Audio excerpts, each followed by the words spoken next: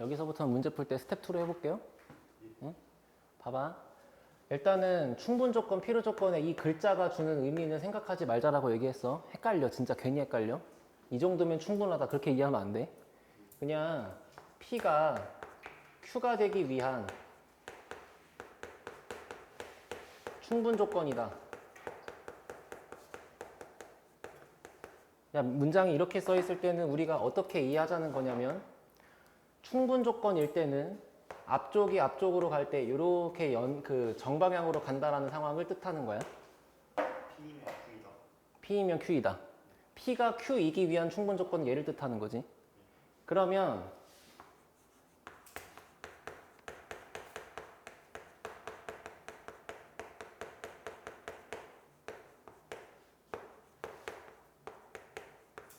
이거는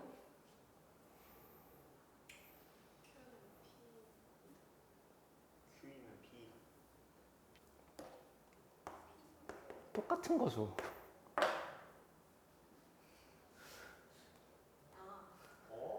주술 관계를 보세요. 아까 뭐 영어로 얘기하시더만. 그러니까 내가 말한 어디까지나 내가 말하는 거는 문장이 이렇게 써 있을 때 뭐가 되기 위한이라고 할 때 그 주어가 앞에 들어 있다는 거고 뭐가 되기 위한이라고 하는 표현이 뒤에 들어 있다라고 이해를 하자는 거지.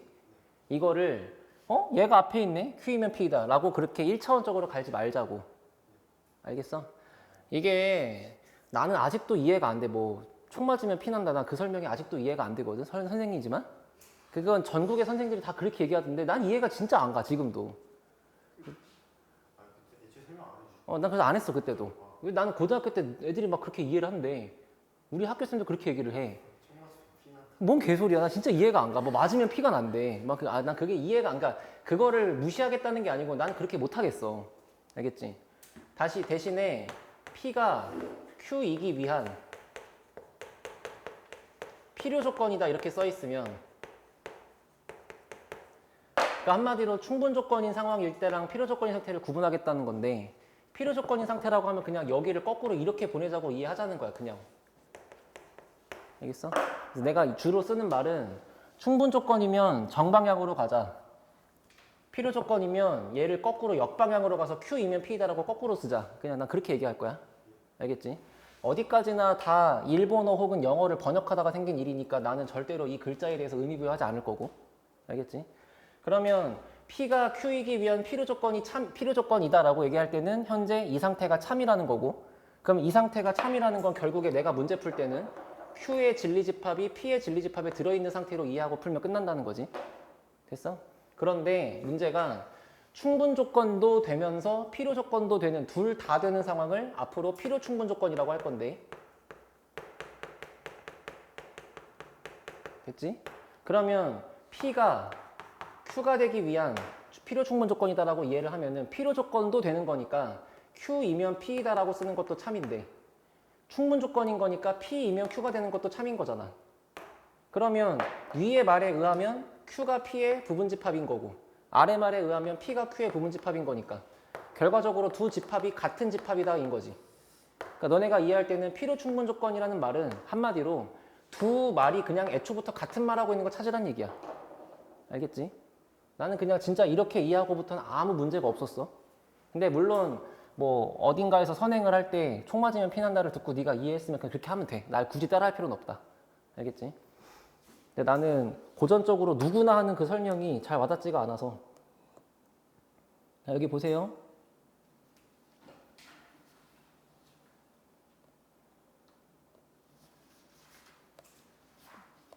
넘어오면은 422번.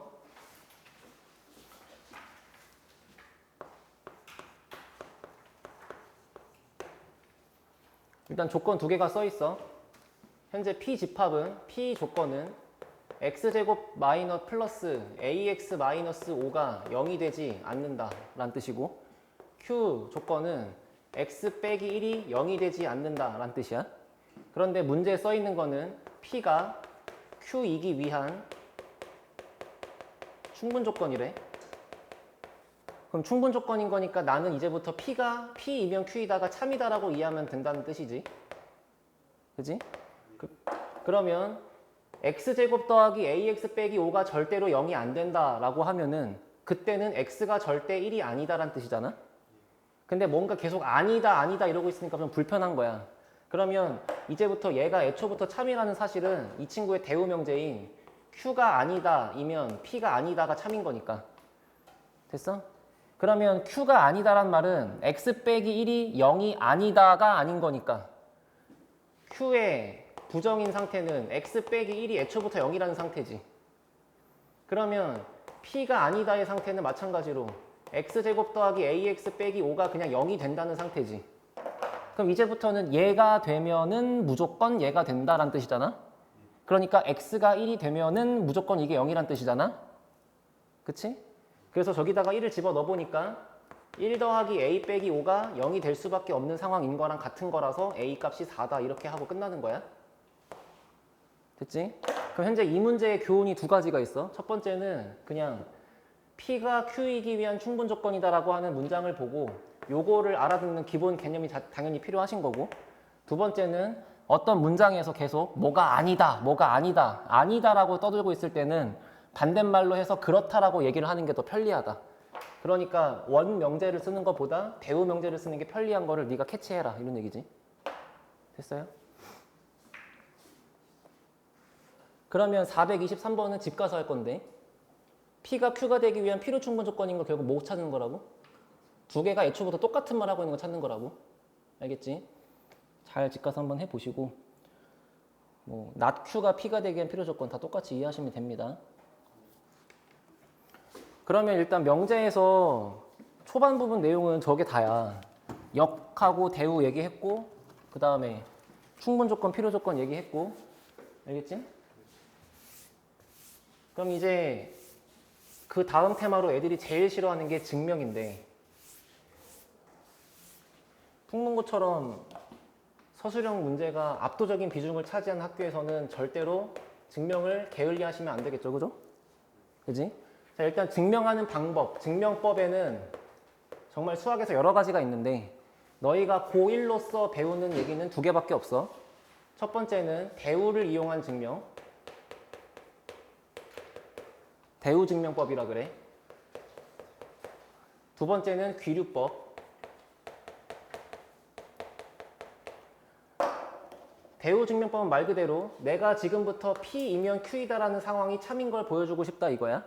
근데 아까처럼 뭔가 아니다 아니다 같은 게 많아서 이 상태로 읽기가 좀 불편할 때는 차라리 Q가 아니면 P가 아니다를 보여주는 방식으로 해도 충분하겠다 이런 얘기잖아. 그치? 근데 귀류법은 뭐냐면 내가 어떤 주장을 하고 있는데 이 주장이 맞다는 걸 증명하고 싶어. 졸라 억울한 거야. 누가 봐도 내 말이 맞는데. 그럼 보통 사람들이 뭐라고 얘기하냐면 야 그럼 내 말이 틀렸다고 해봐. 그럼 막 하다가 이 아니잖아. 그럼 내 말이 맞잖아 이렇게 얘기할 거 아니야.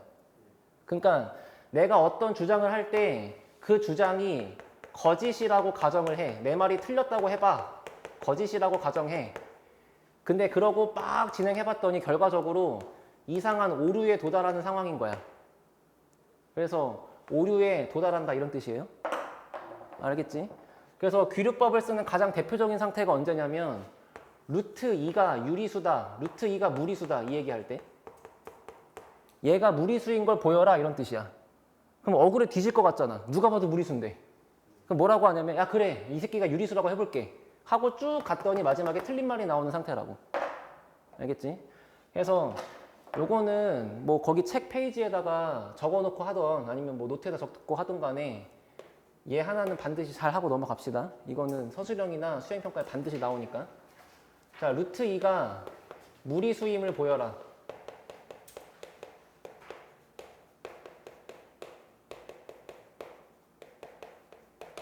알겠지? 그 서술형 페이지 쓸 때 있잖아. 전라 간지나게 PF 이렇게 쓰세요. 이게 뭐예요? 이거예요. 멋있잖아. 안 멋있어? 어우. 자, 아무튼 말 걸지 마세요. 냄새 나니까. 자, 봐봐. 루트 2가 무리수임을 증명하라. 첫 번째로 할 첫 문장은 루트 2가 유리수라고 가정하자.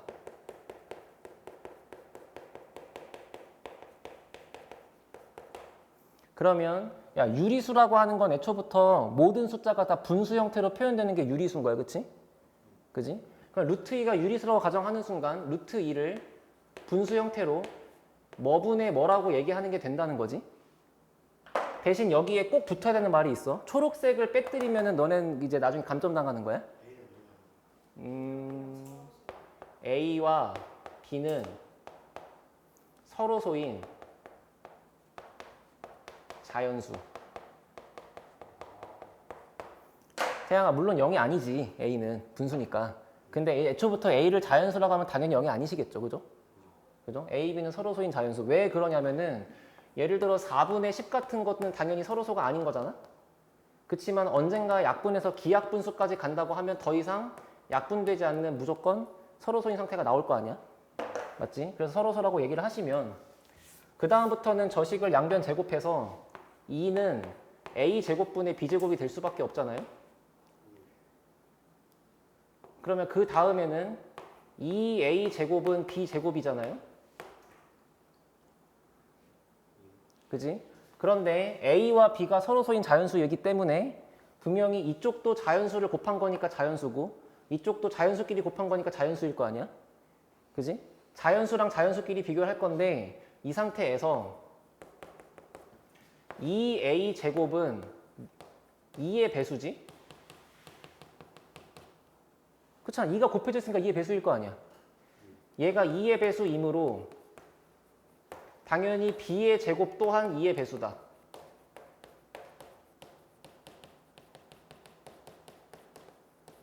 맞아? 그러면 그 다음 단계에서 내가 쓸 수 있는 거는 B의 제곱이 2의 배수니까 여기서 이렇게 노란색으로 넘어갈 때 그래서 B는 2의 배수다 이렇게 쓸 수 있는 거야. 근데 어떤 문제집을 풀다 보면은 이런 게 있거든. B의 제곱이 3배수면 B가 3배수인 걸 증명해라. 막 그런 문제가 있어. 그러면 내가 그런 문제가 있기 때문에 요걸 쓰는 과정에서 그럼 얘까지 증명을 해야 되나요? 라고 헷갈릴 수가 있는데 알겠지? 따지고 보면 증명하는 게 맞아 원래는. 근데 그렇게 따지면 뭐 피타고라스부터 모든 걸 다 증명할 수는 없잖아. B 제곱이 2의 배수면 B가 2의 배수다. 생각해보면 당연한 거지. B 곱하기 B가 2의 배수면 당연히 B에 2가 들어있겠죠. 근데 그 당연한 거를 원래 증명을 해야 된다고. 교과서에 이런 문제가 있으니까. 근데 그래버리면 문제가 물어본 거를 증명하는 과정에서 필요한 다른 것까지 증명하려고 하면 하루 종일 써야 될 거 아니야. 그러니까 얘가 물어본 메인 흐름에서 벗어나는 거는 그냥 써도 된다고. 교과서에 있는 거니까. 그래서 일로 넘어갈 때는 신경 쓰지 말고 그냥 이건 된다고 이해해도 돼. 알겠지? 그래서 B는 2의 배수이므로 B를 뭐라고 쓸 수 있냐면 2 곱하기 어떤 자연수 형태로 쓸 수 있는 거지. 2의 배수면 2, 1은 2, 2, 4, 2, 3, 6 이렇게 될 거니까. 그럼 또 여기다가 당연히 써야 될 건 뭐냐면 K는 K 뭐라고 써야 돼? K는 자연수라는 말이 절대로 빠지면 안 돼. 야, 고작 이렇게 써놓고서 만약에 여기에 K에 2분의 1 써버리면 이 새끼는 2의 배수가 아니잖아. 그렇잖아. 그러니까 무슨 얘기냐면 B를 2로 나눴을 때 몫이 K가 나온다. 그냥 그런 뜻이니까. 자, 아무튼 그래서 B가 2K가 된 거야. 그러면 B가 2K인 걸 여기다가 다시 집어넣을 수 있잖아요. 그러면 따라서 2A 제곱은 B의 제곱이니까 2K의 제곱이잖아. 그러면 2A 제곱은 4K 제곱 되시는 거라서 결국에 A 제곱이 2K의 제곱이 될 수밖에 없지. 그냥 풀다 보면은. 그러면 여기서 이제 아까랑 똑같은 짓을 또 해야 돼. 우변에 있는 얘는 2가 곱해진 거니까 또 얘가 2의 배수죠. 그러면 무조건 이쪽도 2의 배수가 될 수밖에 없죠. 그럼 따라서 A는 2의 배수가 될 수밖에 없지. 그러면 A가 2의 배수라고 주장한 거랑 바로 위에서 B가 2의 배수라고 주장한 사실이 맨 처음부터 얘가 서로서라는 사실과 서로 위배가 되니까 이게 동시에 맞는 말이 될 수가 없잖아. 그래서 내 말이 틀렸다고 가정한 것부터가 지금 잘못된 거니까 자동으로 이게 증명이 된 거랑 같은 효과가 있다. 그런 뜻이야. 이해됐어요? 맞아요?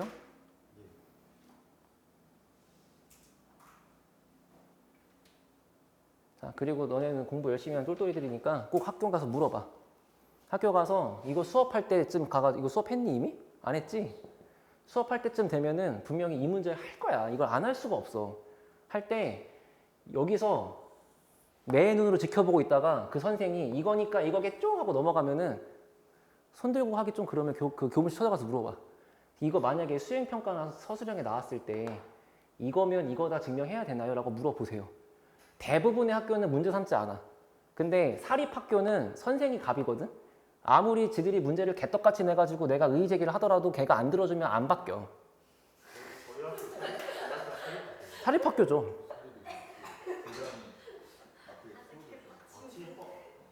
알겠지? 근데 공립학교는 어차피 선생님 힘이 없거든. 걔 5년 있다 갈 거니까.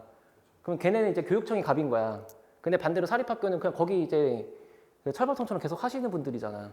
그럼 걔네 입장에서 이제 속으로 아씨, 역같네. 아, 알겠어요. 죄송합니다. 한 다음에 이거 찌른 새끼 누구지? 엄태양? 이 새끼 다음에 한번 보자. 이렇게 하고 그냥 끝내버려. 그러면은 너 인생이 더 피곤해질 거 아니야? 그러니까 결국에는 뭐 그 선생의 말이 맞다 틀리다를 뭐 학자처럼 따지는 건 의미가 없고 그 선생이 얘를 갖고 물고 늘어지는지 아닌지 그게 중요한 거잖아. 알겠지? 그러니까 대부분의 학교는 이걸 갖고 뭘 안 하지만 너네 학교는 다를 수 있으니까 꼭 물어보세요. 작년엔 이 문제 안 나왔어요. 그러니까 올해 나올 수 있는 거지. 얘기했잖아. 작년하고 똑같은 문제 2년 내내 연속으로 못 나와. 진짜 외우지 않으면 절대로 뭔가 할 수 없는. 알겠지? 그리고 미리 얘기하면 수학과를 가면 예를 들어 너네가 뭐 2차 함수 푸는 거 재밌고 해서 수학 숫자 계산하는 게 재밌어갖고 수학과를 가잖아? 그럼 가면 죄다 하는 게 다 증명이거든? 응? 다 증명이야. 근데 뭔 얘기냐면 다 증명이잖아. 근데 생각해봐. 수학과에 모여있는 그 집단에 있는 원소들은, 그러니까 그 사람들은 수학을 좋아하는 새끼들이 왔을 거 아니야. 그럼 걔네는 나름 수학을 좋아한다고 하고 막 수학을 잘한다고 하고 왔을 건데 걔네가 시험 볼 때 시험 보는 게 다 증명이잖아. 걔네도 증명 문제를 외워서 가. 무슨 얘기냐면 우리 같은 일반인들은 증명을 그때그때 그 자리에서 푸는 건 불가능이야. 뭔 말인지 알겠어? 이게 진짜 내가 대학교에서 4년 동안 공부해보고 느낀 거야. 나도 나름 수학을 좋아하고 잘한다고 생각했는데 학교 수업 열심히 듣고 내가 다 이해했다 생각했거든. 근데 교수 새끼가 내는 걸 내가 그때그때 증명할 수가 없어. 이게 뭔 개소리인지 모르겠어. 그러니까 증명에 관한 거는 열심히 공부하시고 다 외워서 간다고 생각하는 게 맞다. 무조건. 보시면 429번에 대놓고 있네요. 집 가서 한번 해보시고요. 알겠죠? 제가 A분의 B라고 한 거랑 N분의 N이라고 한 것만 다른 거니까. 자, 그러면 이제 대우명제를 가지고 증명하는 게 뭐냐 이건데 그게 이제 여기 봐봐. 432번.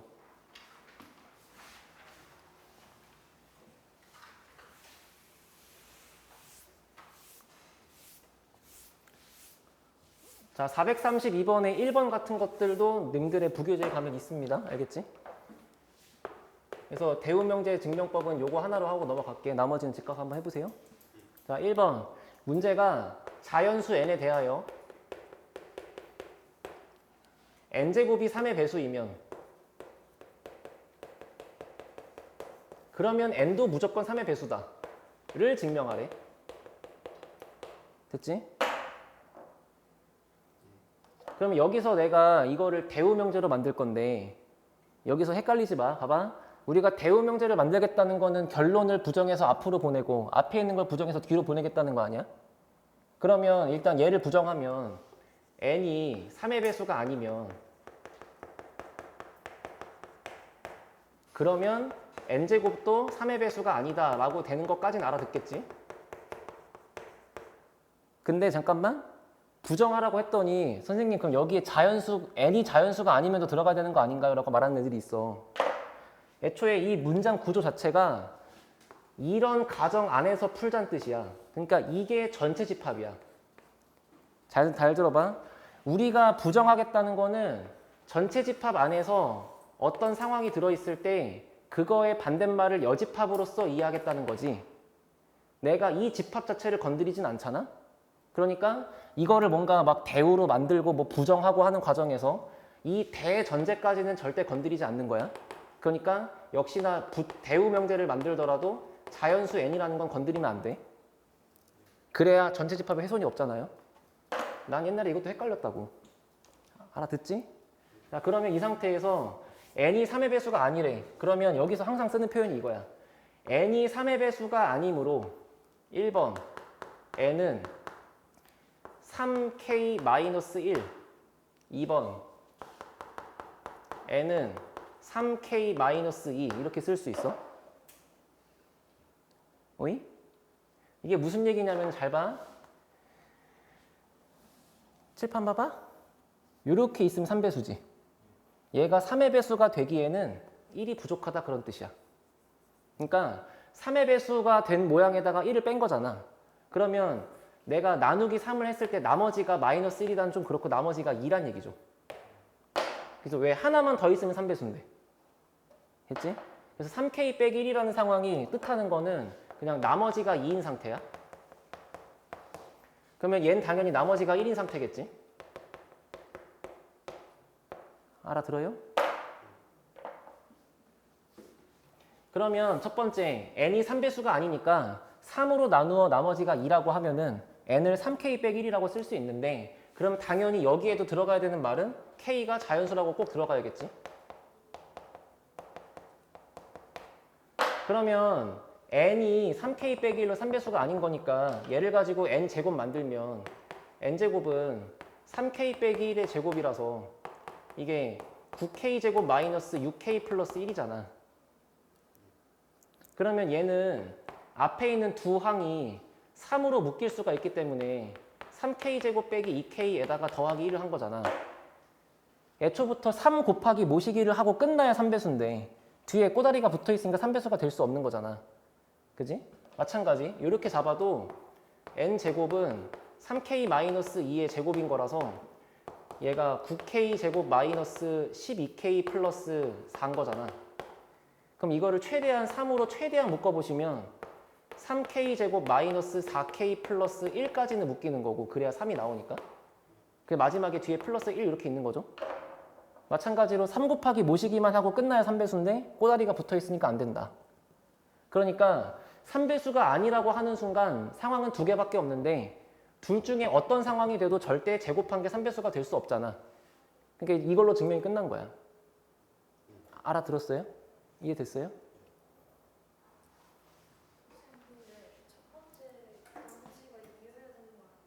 잠깐 뭐라고요? 여기일 때 나머지가 2지. 그러니까 n 값은 나머지가 2지. 제곱한 건 나머지가 1이지. 자, 그럼 봐봐. 이 문제 이해됐어? 내가 한번 이렇게 해볼게. 명제를. n이 3의 배수가 아니면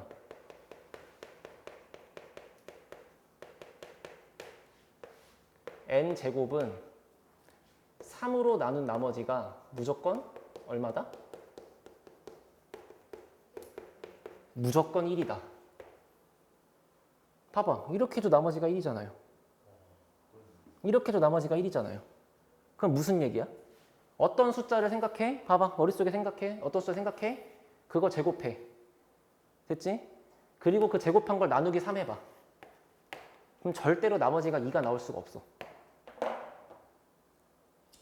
해보세요. 엄태양 불러봐. 숫자 불러봐. 또 막 158 이런 거 부르지 말고. 4 제곱해보세요. 나누기 3 해보세요.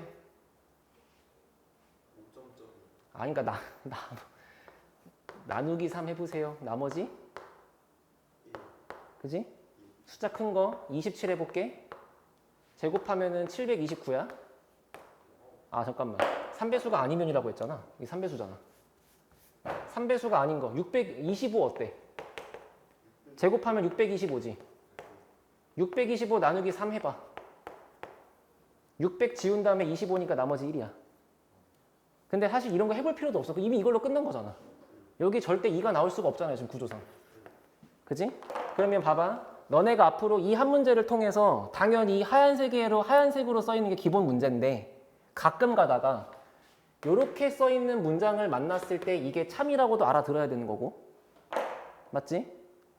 그러면 얘를 한 번만 더 발전시켜서 n제곱을 3으로 나누면 나머지는 0 또는 1이다. 이것도 맞는 말이지. 나머지가 2가 나올 수 없기 때문에. 만약에 3배수였으면 나머지가 0일 거고 3배수가 아니면 나머지가 1일 거고. 알아들었지? 내가 문제집을 보면 아주 기본적인 문제들은 흰색인데 난이도가 어려워질수록 이런 게 나오더라고. 근데 사실 같은 말이잖아. 문제 잘 풀어보시면. 알아듣겠죠?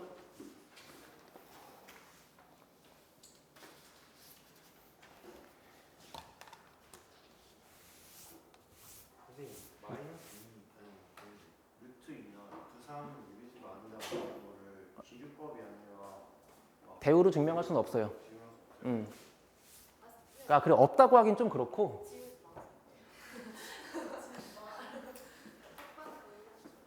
미안해.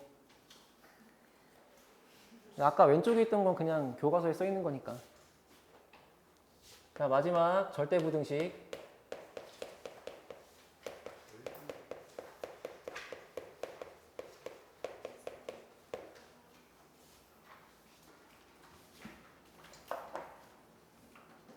지울게요, 이제. 허락 받았어? 야, 그럼 절대부등식이 아닌 그냥 부등식은 뭐야?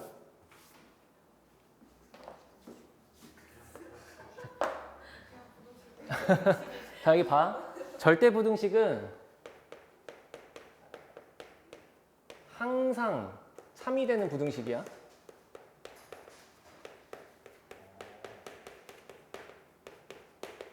그럼 이걸 두 글자로 뭐라고 해? 한경치 아니 두 글자. 이 단원의 제목이 뭐야? 명제 명제잖아. 무조건 맞잖아. 절대부등식은 명제야. 됐어? 그러면 뭔가 부등식처럼 써 있는데 무조건 맞는 상황은 명제인 거라고 이해할 거잖아. 근데 대부분의 부등식을 보면은 뭐 이딴 거 풀면 이게 무조건 맞는 건 아니잖아요. 그지? 그러면 절대부등식이 아니고 그냥 너네가 부르는 뭐 일반 부등식? 그럼 일반 부등식은 명제가 아니니까 뭐야? 조건이다라고 이해하는 게 맞지. 그지? 근데 그래서 이제 요거랑 요거에 혼동을 주지 않기 위해서 앞으로 내가 이렇게 부를게. 이게 뭐 정식 명칭은 아니야. 근데 절대부등식은 명제니까 반대 개념으로 얘는 조건이라고 이해하자고. 알아들었지? 그러면 오늘 계속 쓰고 있는데 절대부등식의 대표적인 예시는 x제곱 플러스 1을 한 게 0보다 크다 뭐 이런 걸 얘기하는 거고, 그 다음에 조건부등식의 대표적인 예시는 그냥 뭐 일반적인 1차 부등식 이런 거 얘기하는 거지. 됐지? 자, 그런데 절대부등식의 종류에 이런 것만 들어있는 게 아니고 몇 가지가 더 들어있는데, 됐어? 결과적으로는 그냥 식의 구조가 무조건 맞는 걸 찾으라는 얘기거든. 근데 따지고 보면 여러 가지가 있다. 그 중에 두 번째가 산술기하 평균.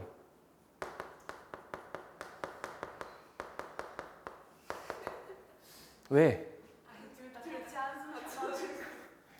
세 번째, 코시 슈바르츠. 야, 옛날에 또라이였던 고등학교 1학년에 나는 그 교과서 보면 코시 슈바르츠라고 안 쓰고 코시 괄호 이렇게 써 있거든. 하이픈? 난 그래서 사람 이름에 이게 들어가는 줄 알았어. 그럴듯한데 근데 두 명이야 그냥. 두 명이에요. 코시, 슈발츠 이렇게 있는 거야. 알지? 하여튼 쓸모없는 거지만. 그래서 근데 잠깐만. 너네 외분 빠졌지? 내분밖에 안 배웠잖아. 그것처럼 얘도 없어. 교과서에 없어. 근데 왜 얘기할까? 부교재엔 있어. 세상이 잘못됐지? 그래서 학교에서 수업할 때 또 봐. 이번엔 뭐 그렇게 얘기했다며. 외분 문제는 안 낼 거라고 얘기했다며. 그래 안 나왔잖아 실제로. 근데 이번에는 만약에 이거 안 낼 게라고 말이 없으면 조심하라는 얘기죠. 알겠지? 그러니까 어디까지나 사립학교를 다니고 있는 너희들은 무조건 학교 선생의 의견이 제일 중요한 거니까. 그리고 대표적인 대표주자들은 이거 두 마리가 있는데 이거 말고 그 외 나머지 잡탕이 있을 거 아니야. 이건 뭐라고 얘기할 수는 없지만 그 잡탕이라고 쓸게.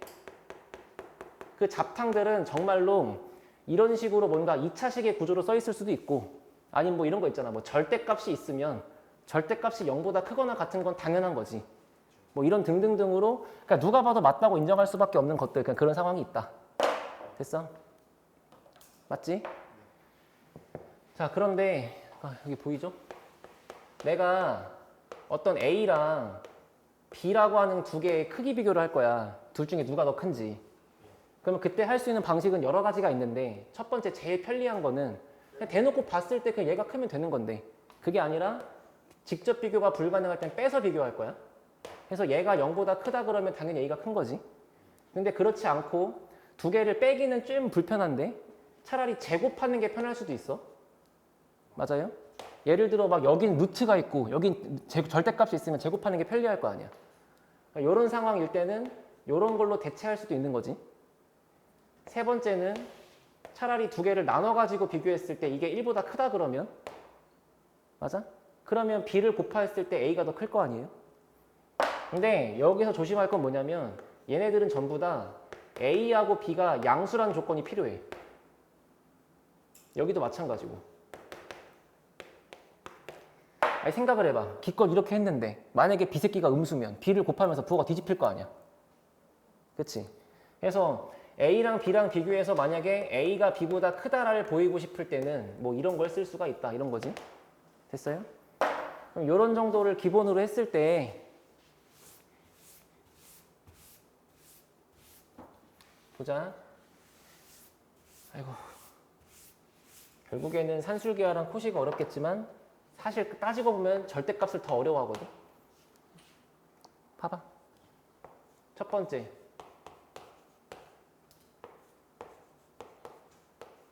둘 중에 누가 더 크게 괄호치고 A랑 B는 둘 다 0 이상이래.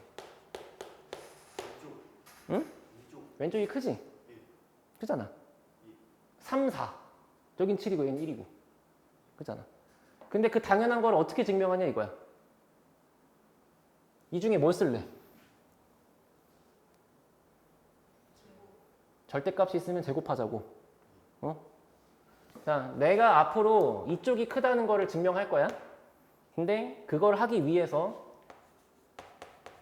절대값 A 플러스 B의 제곱과 절대값 A 빼기 B의 제곱을 비교할 거야. 알겠지? 그러려면 나한테 필요한 상식이 몇 가지가 있거든. 첫 번째가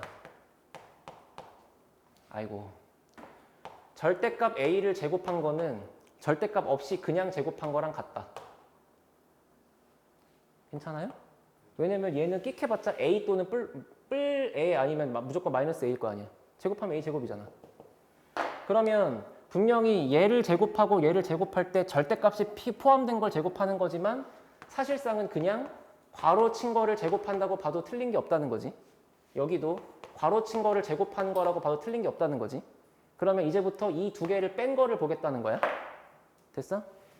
그러면 여기는 a제곱 더하기 2ab 더하기 b제곱이고 여기는 a제곱 마이너스 2ab 더하기 b제곱이니까 그 두 개를 뺀다고 치면은 남는 게 무조건 4ab 밖에 없잖아.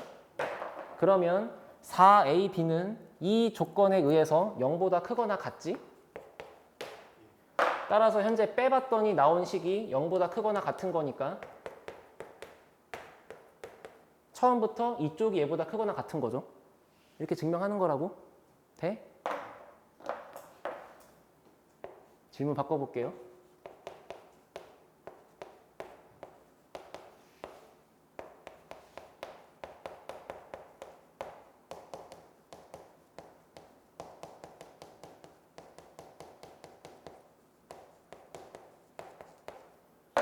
이게 뭔 상태일까?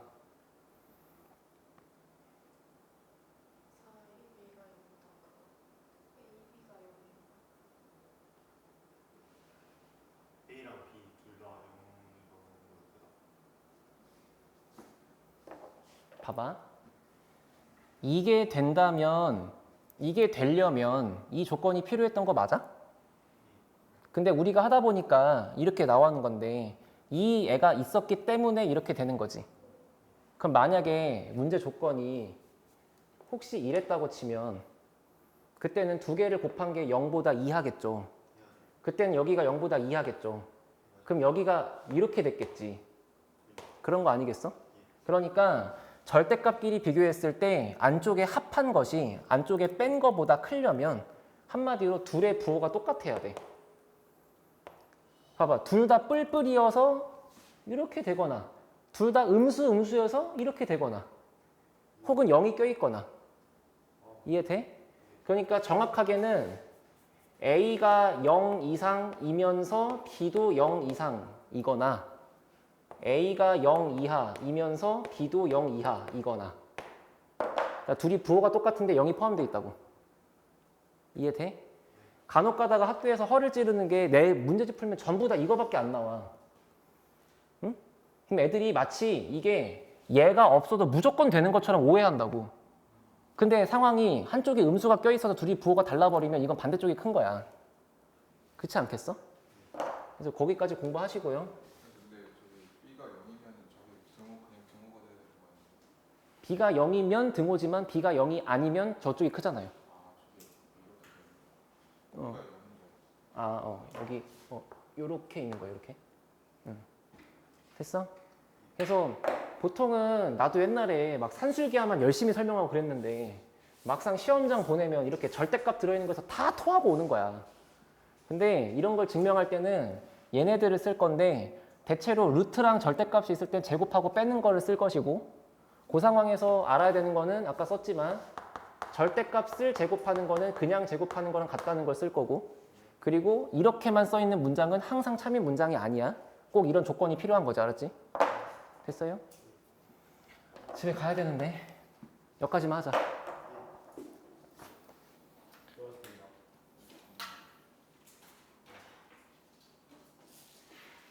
자, 여기 보세요. 잠깐만. 숙제를 내가 지금 산술기하랑 이쪽을 남겨놨기 때문에 근데 또 그냥 주면은 뭐가 산술기인지 모르잖아.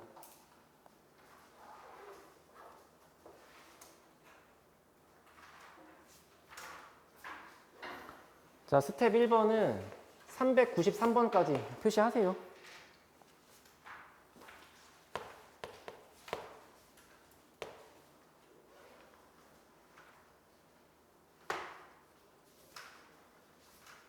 얘는 434번까지. 나머진 다 산술기야. 미친 거 아니야?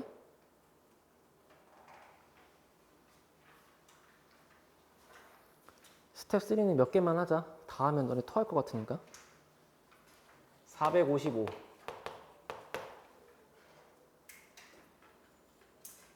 56, 57. 다 빼고 461, 63. 이렇게 5개만 합시다. 알았죠? 아.